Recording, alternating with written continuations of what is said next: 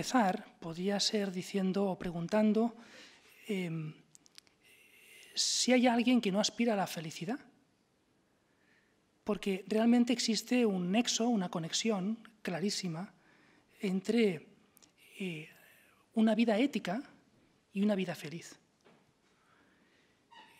Y esto, pues, luego lo repasaré un poquito con algunos autores, pero es una cosa que, en fin, desde Aristóteles, incluso autores anteriores a Aristóteles, hasta John Rawls, para mencionar un autor moderno y que hace poco tiempo falleció, hacen la conexión entre la justicia, la ética y la felicidad humana. Pero incluso se podría hacer otra pregunta, y es decir, que tiene que ver con el título de la ponencia hoy, si es posible una sociedad civil ética. ¿Es posible ser feliz aisladamente de los demás? Dicho de otro modo, ¿puede uno ser feliz cuando la gente que lo rodea es infeliz? ¿Existe esa posibilidad? Bien, pues yo creo que de algún modo hay unos principios que son claros sobre esto. Y de entrada parece que es difícil, ¿no? Ser feliz cuando la gente cercana no es feliz. Parece que mi felicidad en parte depende también de la felicidad de la gente que me rodea. Efectivamente, ya decía Demócrito, un autor anterior a Aristóteles, decía que quien comete injusticia es más desgraciado que quien la padece. Y eso puede parecer una frase muy bonita, pero a veces podemos pensar en nuestra mentalidad que el verdaderamente desgraciado es el que sufre la injusticia, pero no el que hace la injusticia. Y Aristóteles decía que llamamos justo a lo que es de índole para producir y preservar la felicidad y sus elementos para la comunidad política. Es decir, que aquí Aristóteles conecta la idea de justicia, que lógicamente tiene que ver con la ética, con la felicidad, y esa felicidad con el conjunto de la comunidad política. Por eso ya esto nos centra muy bien el título de la charla. Claro, yo frente a esa pregunta, esa charla, título interrogatorio, ya digo de entrada que sí. ¿Es posible una sociedad civil ética? Pues sí, no solo es posible, sino que realmente es que es necesario. Aristóteles, siguiendo pues, con su pensamiento, precisamente porque hablaba de sus elementos, decía que las causas o componentes de esa felicidad son, decía, la virtud, la prudencia y el placer. Esto nos viene bien porque de alguna manera está muy metida en la sociedad en la que vivimos esa idea de que el elemento, el componente fundamental para la felicidad es el placer. A mayor placer, más felicidad, que es, digamos, el meollo de la filosofía utilitarista, y que de alguna manera ha alimentado o ha nutrido el pensamiento moderno en el que nosotros estamos de algún modo inmersos. Sin embargo, él decía, de acuerdo, el placer tiene su papel, pero junto al placer está la prudencia y la virtud. Tomás de Aquino decía, y da un salto de unos cuantos siglos, decía que todo gobernante debe proponerse la salvaguarda del bien público y tratar de conseguir el bienestar de sus súbditos para que viven en sociedad. Es decir, que Tomás de Aquino dice que de alguna manera esa idea de la felicidad del conjunto de la sociedad, del bienestar, tiene que ver con el gobierno de lo público, porque el gobernante debe proponerse la salvaguarda de ese bien público. Y claro, uno dice, bueno, pues entonces será importante la ley, ¿verdad? Porque el gobernante, el poder público, hace uso de la ley. Y hablando de la ley, decía que la ley es una prescripción de la razón en orden al bien común, promulgada por aquel que tiene el cuidado de la comunidad. Es decir, no me fijo ahora en esa idea de la prescripción de la razón, que es muy importante, porque el pensamiento moderno va a sustituir la razón por la voluntad. la ley como un mandato del Estado, eso es lo importante, que sea un mandato del Estado, no la razonabilidad de la ley, no que tenga la razón un papel tan importante en la ley, eso no voy a entrar ahí, pero sí esa idea de que en orden al bien público. Si el poder público, mediante las leyes y las normas, contribuye, coadyuva al bien público, de alguna manera eso puede facilitar la consecución o el logro de la felicidad.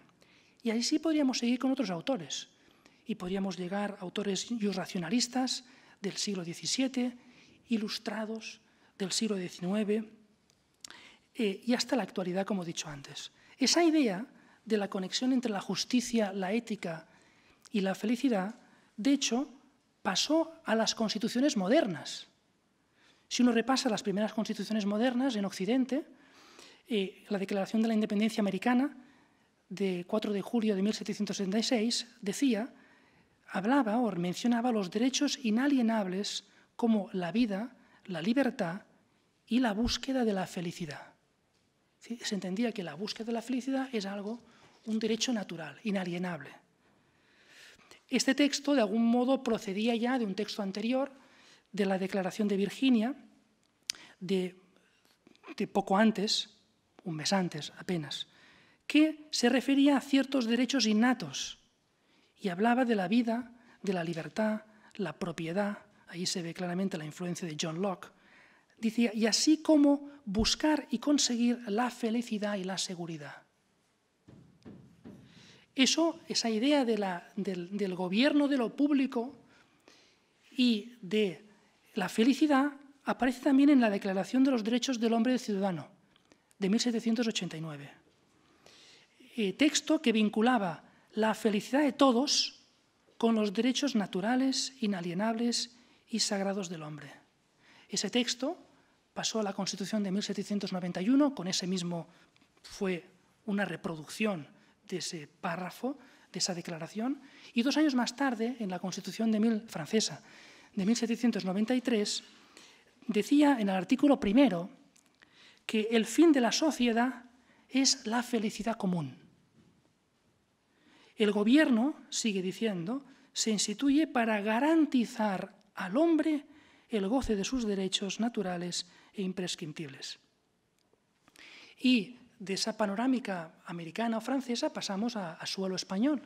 En la Constitución de Bayona, de julio de 1808, se dice, hablando de la fórmula del juramento real, cuando el rey tenía que jurar, en la proclamación pues, de su nombramiento como rey, decía que gobernar decía solamente con la mira del interés, de la felicidad y de la gloria de la nación española.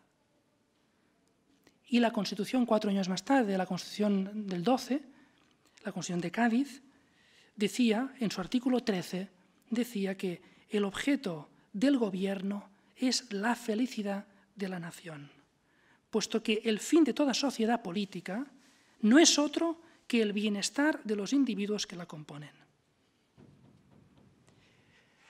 Este breve repaso que he hecho, pues en 7 minutos aproximadamente, podría llevarnos a preguntar, bueno, ¿es posible una sociedad civil ética? Y uno podría escudarse o excusarse. Decir, bueno, es posible si los gobernantes lo permiten o lo facilitan o coadyuvan a eso, contribuyen. Pues yo lo que quiero sostener aquí en esta ponencia es que efectivamente, si los gobernantes gobiernan con miras al bien común y procuran la felicidad del conjunto de la nación, eso es cierto, y las leyes que se promulgan por quien tiene la competencia para hacerlo, pues tienen como objetivo esa felicidad, pues eso lo facilita, ciertamente. Pero mi tesis es que eso es posible también, es posible una sociedad civil ética, también cuando los gobernantes no ayudan. También. Y eso se lo preguntaba John Stuart Mill. Decía, ¿qué pasaría si estuviéramos en una situación social, política, en la que todo el mundo tuviera trabajo, todo el mundo tuviera una casa, todo el mundo tuviera educación, todo el mundo tuviera sanidad. Y él decía, bueno, si el Estado consiguiera lograr todo eso, ¿sería el individuo, el súbdito, sería feliz? Y él llegó a la conclusión de que no. Porque la felicidad no depende solo del confort material. Y todo eso, claro, es fundamental, ayuda, ¿verdad? Y de hecho, cuentan pues, que pasó unos días como deprimido, porque se dio cuenta que al final la sociedad, el poder político, mejor dicho, no puede garantizar, incluso haciéndolo bien, la felicidad de todos sus individuos. Dicho esto, claro, uno dice, pues ya se ve que el tema de la felicidad pues, tiene que ver con una realidad personal. ¿Y con qué tiene que ver personal? En definitiva, tiene que ver con la ética. Porque la ética no es un conjunto de normas, de reglamentaciones que hay que procurar seguir en virtud pues, de unos criterios, como podrían ser pues, el deber kantiano. En definitiva, la ética lo que marca son unas máximas fundamentales de comportamiento humano, muchos de ellos, no todos, en la que tiene que ver con los demás, con lo cual implica la virtud de la justicia, y que lo que tratan o lo que buscan precisamente es que el ser humano tenga una vida plena, feliz. Existe una conexión directa entre la vida moral de las personas y la felicidad o la plenitud de vida de las mismas. Para esto, a mí me gustaría, pues, hecha ya esta presentación, entrar ya en la segunda parte de esta presentación, que la voy a dividir en dos subpartes. Dos o tres ideas preliminares, en primer lugar, que creo que son claves para explicar esto de la ética, y luego voy a entrar en una serie de puntos, aspectos o claves, si prefieren, fundamentales para vivir o para tener una vida ética. La primera idea fundamental es la libertad. La libertad es un concepto clave, es una realidad fundamental para poder llevar una vida ética. La persona que entiende que la ética es un conjunto de prescripciones normativas y tiene una fuerza de voluntad tal que es capaz de acoplarse a ellas, pero en el fondo no lo hace de un modo libre, esa persona no lleva una vida moral correcta, porque la vida moral hay que llevarla desde la libertad. Y ese punto es clave. Es decir, y además no sería feliz, porque la moral no es el cumplimiento de unas normas éticas.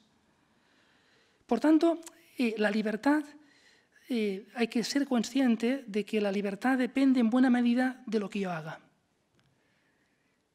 Y esto es clave. Y nadie lo puede hacer por mí. Es decir, si dejo que alguien actúe por mí, entonces no llego a esa plenitud. ¿Eso por qué lo estoy diciendo? Precisamente porque uno tiene que hacer las cosas de manera libre, no hacer las cosas porque alguien lo dice o porque hay una normativa. Hay que intentar entender el sentido de las máximas morales, podríamos decir. Y uno, precisamente porque ve el sentido de las cosas, uno se siente atraído por eso y libremente uno muestra su adhesión interior, personal. Y eso es lo que a uno le hace bueno.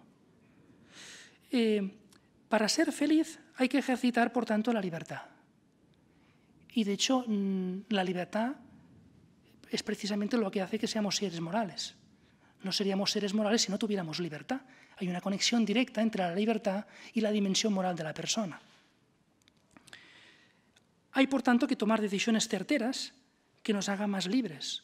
Hay decisiones que uno toma que le pueden hacer más libre y decisiones que uno toma que quizás lo que hacen es menguarle, restarle o quitarle libertad. Y para alcanzar la felicidad, pues hay que conquistar esa libertad.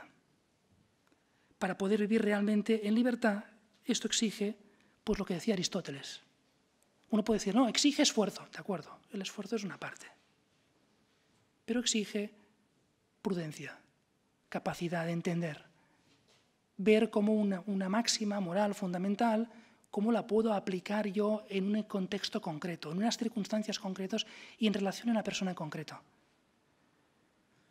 Luego hace falta también la virtud y también el placer, porque cuando la libertad se ejercita bien, con el paso del tiempo, uno puede llegar, y es bueno que llegue el momento en que uno experimente placer por hacer aquello que es bueno.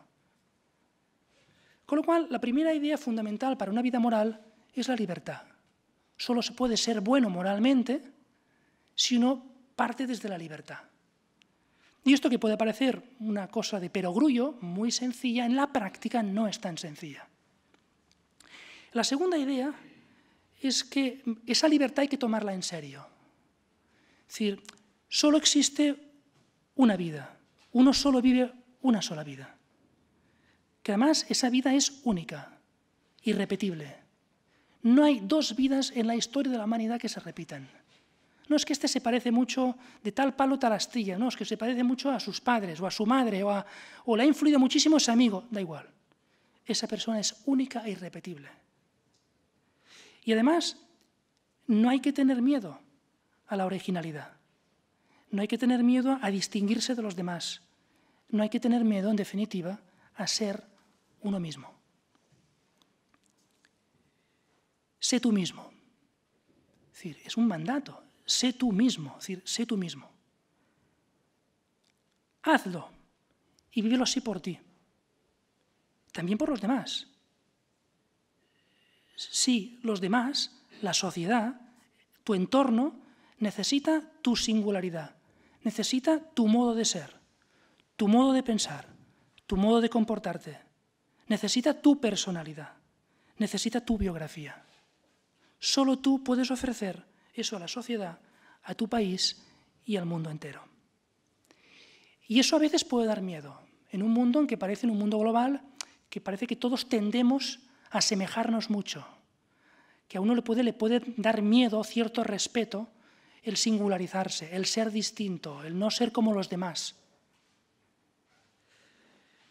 Y para eso yo me remito al libro este de ¿Qué es la Ilustración?, de Kant, escrito pues a finales del siglo XVIII, 1784, cuando decía pues, que hay dos grandes obstáculos que uno tiene que vencer. Claro, él hablaba en ese contexto y luego pues eso es otro punto, un aspecto que no quiero entrar, pero quedaría para una charla y es, bueno, cuál es la situación actual que a veces impide esto un poquito más, ¿no? Pero él hablaba en ese momento y decía, pues hay dos puntos fundamentales que nos impiden, que son paralizantes, que son la pereza y la cobardía. La pereza y la cobardía. Es mejor no complicarse la vida, es mejor no singularizarse, es mejor no poner esfuerzo en aquello que merece la pena. Es mejor buscar más bien el resultado. Hace un ratito me llamaba una persona que tenía estaba preocupado por una cuestión profesional complicada, estaba haciendo algo que no lo veía del todo claro por la sencilla razón de que le parecía que pese a todo el esfuerzo que estaba poniendo, no iba a obtener lo que buscaba, el resultado. Y ese pensamiento de que aquel esfuerzo ímprobo que está a veces, ¿no? Es decir, cuando tenemos que tomar decisiones, lo que pensamos es en el resultado, en si yo con ese esfuerzo voy a conseguir lo que quiero. Y si no obtengo el resultado, ¿para qué? ¿Qué sentido tiene hacer aquello?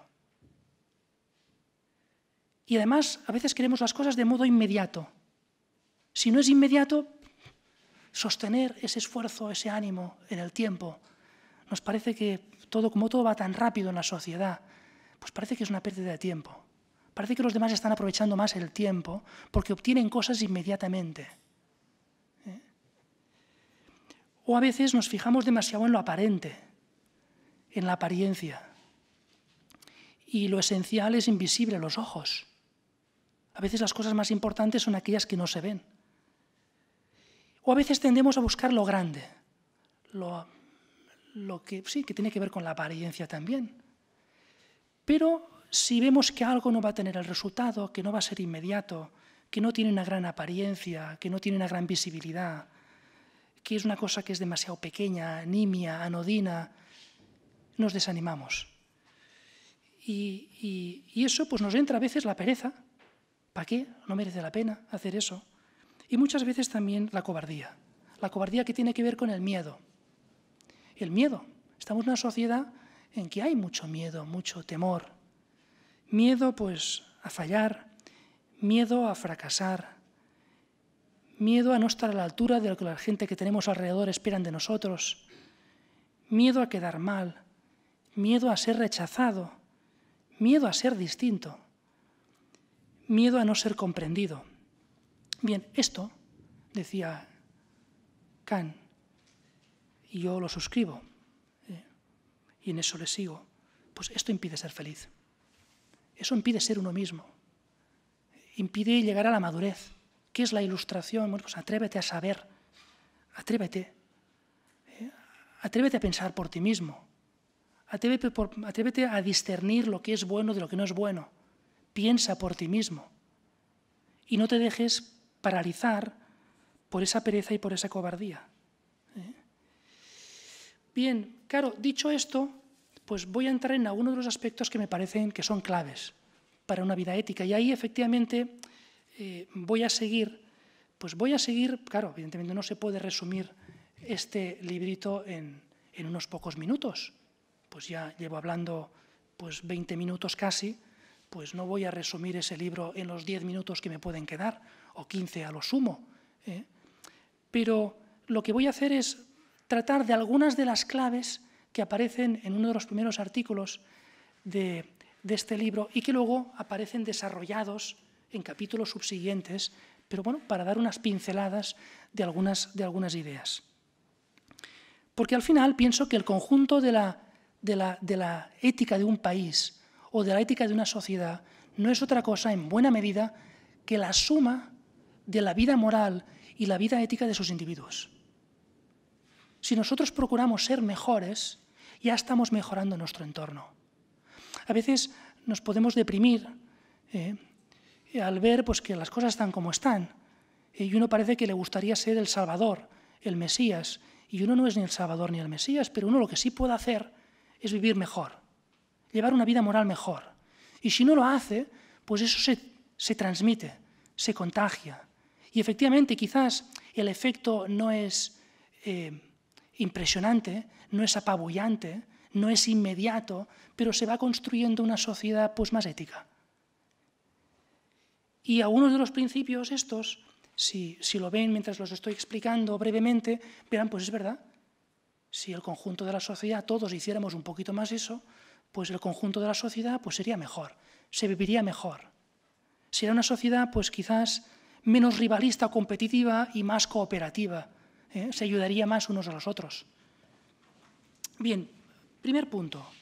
Voy a decir unos cuantos, pero ni los agoto, ni estoy utilizando una ordenación perfectamente sistemática que necesite que el primer punto vaya en primer y no en segundo lugar. Pero el primero, quizás la excepción es en el primero. El primero creo que es clave y ha hecho referencia de algún modo al principio de mi exposición. El primero es, piensa por ti mismo. Creo que ese es un principio fundamental de la vida moral. Es decir, no dejes que otros lo hagan por ti.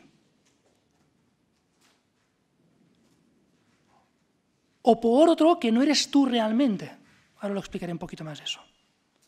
Es decir, dejar que los demás piensen por ti conduce a dejar que también actúen por ti, tomen las decisiones por ti, y esto es lo contrario a una vida ética.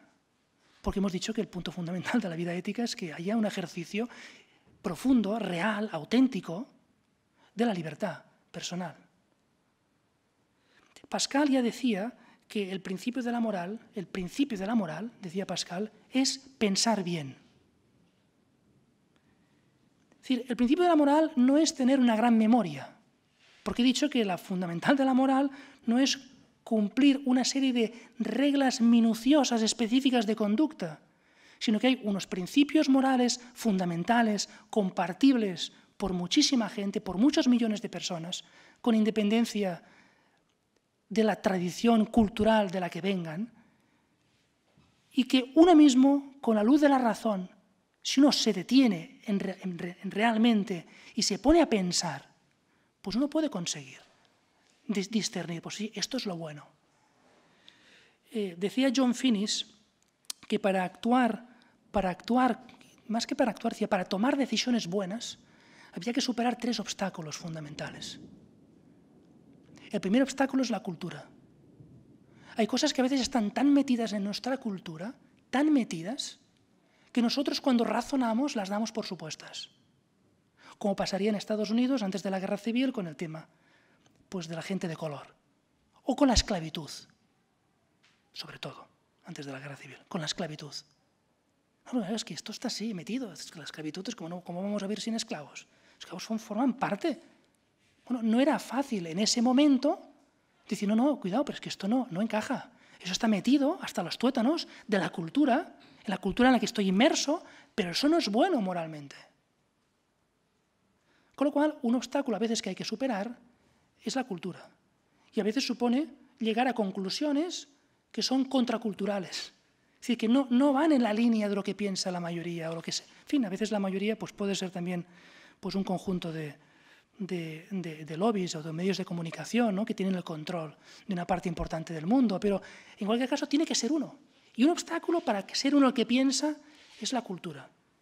Otras veces el obstáculo puede ser el interés personal. Cuando tenemos un interés muy intenso, acentuado en algo hacia una dirección, es difícil a veces no pensar, no llegar a una conclusión, a una decisión que que case, podríamos decir, con nuestro interés personal. Lo cual no significa que no podamos tener intereses, pero que hay que ir con cuidado con los intereses personales, porque a veces nos impide o nos dificulta muchísimo tener una visión y tomar decisiones ecuánimes sobre aquellas cosas que nos da mucho el interés. No es lo mismo el político o la persona que se preocupa por la cosa pública que la persona que vive de la cosa pública. No es lo mismo una gestión que hay que hacer, que yo tengo una implicación personal, porque tengo un interés personal que alguien que no. Y el tercer obstáculo que decía son las pasiones. Es verdad, todos tenemos pasiones, es muy humano tener pasiones, y las pasiones no son en sí mismas malas. Hay pasiones que son muy buenas, que nos llevan a hacer el bien con gran pasión y a hacer mucho bien, pero hay pasiones que no son tan buenas. Cuando experimentamos la pasión en nosotros mismos, bueno, ahí hay que hacer un esfuerzo mental, intelectual, de la razón, para decir, oye, ¿tú qué es lo bueno? Bien, y esto es lo que nos anima Kant cuando dice el sapere aude. Dice, atrévete a pensar, es decir, supera esos obstáculos. Y por tanto, es verdad que una vida moral pues, también ayuda a la experiencia, a veces las propias malas decisiones que hemos tomado, que nos ayudan a reaccionar y a darnos cuenta, a veces malas experiencias ajenas, a veces la lectura de un buen libro, lógicamente, nos ayuda también, nos orienta, pero jamás se puede sustituir el pensamiento, la reflexión personal. Eso es clave. La segunda idea, creo que es importante en la vida social, y esto podría dar mucho de sí, pero lo voy solo a apuntar. Y tiene mucho que ver con el primer punto. ¿De qué serviría que una persona pensara, reflexionara, tuviera sus puntos de la moral sobre lo que es una vida armoniosa, ética, saludable, podríamos decir, si luego resulta que uno no pudiera expresar lo que piensa? Si uno tuviera que, no digo contenerse, sino reprimirse incluso. No puedo decir lo que pienso. Yo pienso eso, pero no lo puedo decir en ningún sitio. En la sociedad yo no puedo hablar de eso, de lo que pienso. Creo que esto es un error. Es decir, muéstrate como eres. Expresa lo que piensas. Creo que es una exigencia de la primera clave. Es más, solo cuando expresamos lo que pensamos sabemos realmente qué es lo que pensamos. Es decir, el pensamiento personal no termina de configurarse hasta que no es expresado. Lo podemos expresar mentalmente, pero muchas veces nos ayuda muchísimo expresarlo, verbalizarlo, ya sea hablándolo o escribiéndolo y dialogando con otras personas. Eso es clave. Gandhi afirmaba que la felicidad se alcanza cuando lo que uno piensa, dice y hace están en armonía.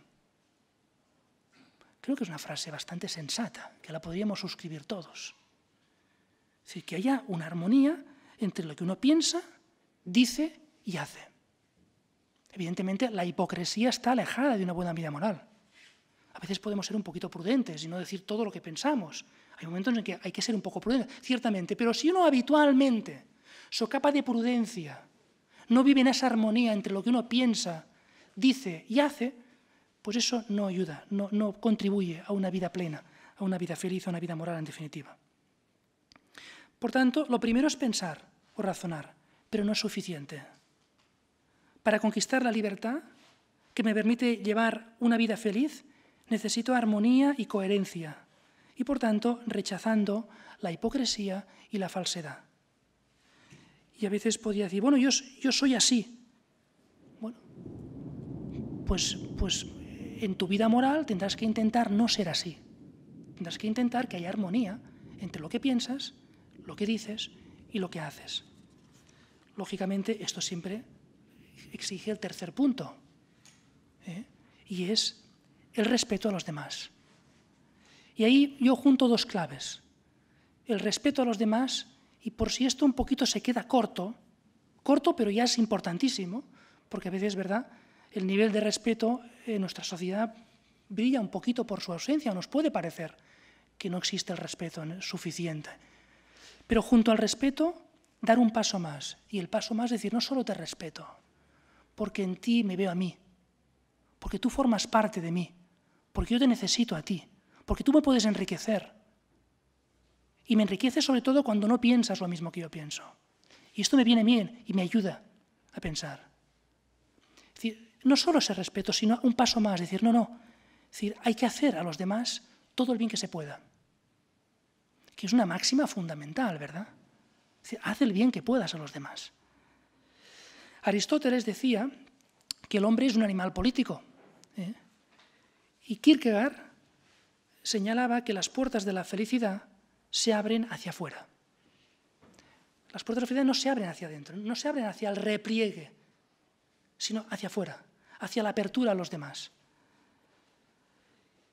Y si no vemos eso y vemos lo contrario, pues caeríamos pues, en la afirmación de otros filósofos, como la de Sartre, cuando decía que el infierno son los otros. El infierno son los otros, porque con su mirada me cosifican, me limitan, me ponen el dedo en la llaga, me hacen ver mi limitación, me humillan. El infierno son los otros. Bueno, pues esto ya se ve que no va por ahí. Hay que cultivar la cultura, valga la redundancia, del respeto. Y eso significa, pues, la escucha, el diálogo, también con quien piensa distinto, sobre todo también con quien piensa distinto. Aceptar a los demás, no juzgarles a los demás, eso tiene que ver con el respeto. Todo esto es respeto. No etiquetarles, no utilizarlos. Mirar a la gente con buenos ojos. Y luego pasar del respeto, como he comentado, del respeto a la ayuda, a la búsqueda del bien del otro. A la búsqueda del bien del otro. No es que yo lo que quiero es, porque en el fondo esto es amar, ¿no? Amar a una persona es buscar lo mejor para esa persona, buscar el bien de la otra persona. Y esto, lógicamente, muchas veces puede ir, pues va más allá de mis propios intereses, de lo que a mí me interesa personalmente. Bien, lógicamente esa clave daría mucho más de sí, pero quiero ir terminando porque veo que me he pasado del tiempo y voy a cortar. Un cuarto punto, una cuarta máxima, es buscar la excelencia. Es decir, buscar la excelencia en todo lo que uno hace. Y lo que uno hace, pues es todo lo que uno pues trata. Es decir, pues el trabajo, el estudio, si tiene que estudiar, la vida familiar, la vida social, el trato con los amigos. Es decir, todo lo que uno tiene que hacer, procurar hacerlo bien. Y eso creo que es una máxima fundamental también de la moral. Claro, eso, ¿qué hace? Eso echa por los suelos todo lo que he dicho antes en aquella anécdota. La persona que busca demasiado el resultado, lo inmediato, lo aparente. No, tú busca el bien, busca hacer el bien. Esto te parece que es muy arduo, que es muy complicado, pero si te parece que esto es lo correcto, que esto es lo bueno, hazlo. Siempre y cuando no te rompas interiormente, lógicamente, eso también hay que verlo cada uno, ¿no? Hasta dónde llegan las propias fuerzas y cuál es la higiene mental que uno tiene. Pero normalmente cuando uno actúa en conciencia y hace lo que en conciencia cree que tiene que hacer y lo hace aquello porque cree que es lo bueno, incluso a sabiendas de que quizá no obtenga el resultado esperado, pero lo hace porque cree que es lo bueno, pues normalmente eso genera un efecto muy positivo en uno mismo. Bueno, ¿por qué? Porque no utilizamos, nuestro criterio fundamental de la ética no es utilitarista, no es consecuencialista, no es pragmático. Bien, y claro, ahí se podría decir mucho. Pues a la hora de buscar la excelencia, pues sé creativo y auténtico, haciendo el bien, y procura hacer bien todo lo que haces. Haciendo el bien y haciendo bien todo lo que haces, que no es lo mismo. Procura pasar la vida haciendo el bien y hacer bien al mismo tiempo todo lo que uno hace. Bueno, ponía aquí, pon la cabeza y el corazón para descubrir cómo hacer el bien, cómo hacer bien las cosas. Pero no lo hagas por interés, no lo hagas por la contraprestación, no lo hagas por el premio. Porque esto supone una vida moral. Hombre, es mejor hacer el bien por un premio que no hacer el bien. Eso está clarísimo, es evidente. Pero que si uno quiere tener una vida moral profunda, auténtica, al final uno lo que tiene que procurar es hacer las cosas porque veo que son buenas. Porque son buenas en sí mismas.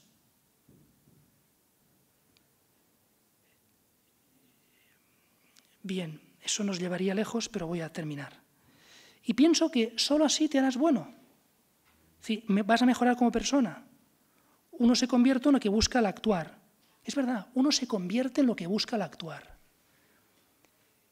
Tú estás en la calle y ves en el semáforo a una persona que está acompañando a alguien que está ciego y uno que se acerca y le ayuda, quiere usted que le ayude a cruzar la calle. Y cruza la calle. Y uno externamente dice, pues, caray, qué acto más bueno, es un buen acto. Y va a una calle más para adelante y lo mismo sucede con otra persona y otra persona que está ciega. Aparentemente, externamente, los dos actos son el mismo. Una persona necesitada es ayudada por alguien que le puede facilitar cruzar la calle. Sin embargo, los dos actos pueden ser completamente distintos. Porque quizá uno ha hecho aquello, ha prestado aquella ayuda porque quería quedar bien frente a otra persona que estaba delante y lo que quería era quedar bien. Y otra persona lo ha hecho porque realmente lo que quiere es ayudar a esa persona y ha buscado fundamentalmente ayudar a esa persona. No buscaba ninguna otra cosa. Pues esas dos personas se han configurado en lo que han buscado al actuar. Si uno ha querido actuar bien y ayudar, pues se ha hecho bueno y ha ayudado. Si uno lo que ha querido es aparentar, pues lo que está consiguiendo en su vida es cada vez aparentar más. Va aprendiendo a aparentar, sabe aparentar. Pero claro, la apariencia no es el fundamento ni lo fundamental en la vida moral. Bien, y quería añadir algunos puntos más, pero lo voy a dejar aquí, porque hay aspectos interesantes, como pueden ser, por ejemplo, cómo superar la inmediatez, la importancia de vivir el presente. Muchas veces nos angustiamos porque siempre estamos preocupándonos por el pasado, por el futuro, y nunca tenemos de poner la cabeza en el presente. Y hay que vivir el presente. Hay que vivir el presente, que no es buscar lo inmediato, lo espontáneo, el presente que es lo que tengo que hacer con un proyecto, que es un proyecto grande, que es un proyecto duradero, que es un proyecto que da sentido quizá a la propia existencia. Por otra parte, a veces uno busca lo grande y la vida, cosas grandes pocas veces. La vida muchas veces normalmente es lo pequeño, lo cotidiano. Y a uno tiene que procurar poner ahí, en lo pequeño lo cotidiano, porque eso es lo que nos hace grandes. Lo pequeño, lo cotidiano, lo que aparentemente no tiene importancia. Y a veces uno quiere salvar el mundo fuera, a lo lejos. Y esto pasa mucho, ¿no?, con las redes sociales, con Internet, pues uno parece que puede estar en cualquier parte del mundo, puede viajar, el espacio se nos ha quedado pequeño. Y sin embargo, pues hay que poner primacía en lo cercano, en lo que está cerca, empezando a ayudar a aquellas personas que tenemos más próximas a nosotros. En fin, esto es todo. Muchísimas gracias.